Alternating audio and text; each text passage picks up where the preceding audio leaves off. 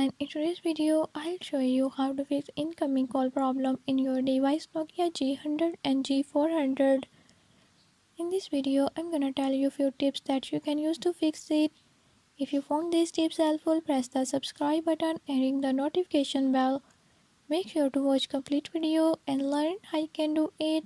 Let's get started.